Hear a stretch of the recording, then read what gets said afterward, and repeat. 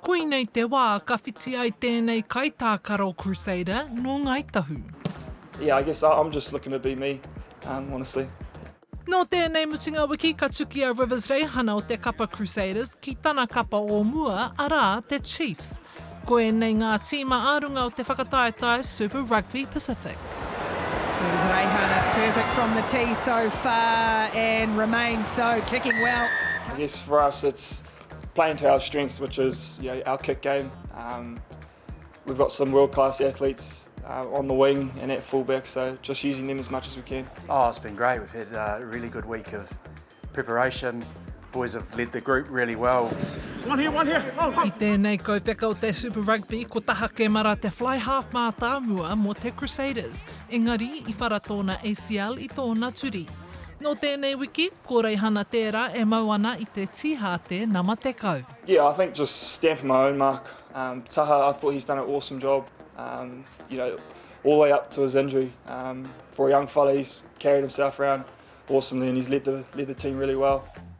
Ko tā tētahi o ngā pouako o te tīma nei a Brad Mooar e whakarite ana Reihana mō tēnei wā.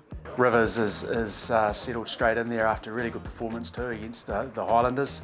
And that comes on the back of a whole lot of work that he's put in to come back from the injury and then to be putting himself right in the headlights and in the selection discussion anyway around how he's been performing at training and getting himself ready. Absolute team player, yeah, he's always team first with Rivez. E mōhio ana Reihana ki te āhua o te whara I muri tōna wharanga I tōna waiwai te tīmatanga o te tau. Nō reira kei te hīkaka ia kia hoki atu ki te whira. Yeah, definitely excited. I know a lot of these boys, so very keen to lace up against them.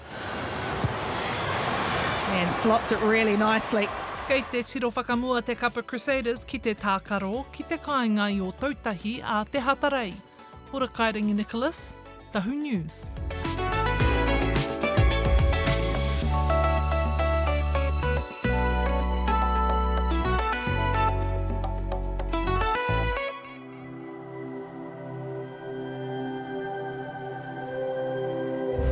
Ko te reo, te take.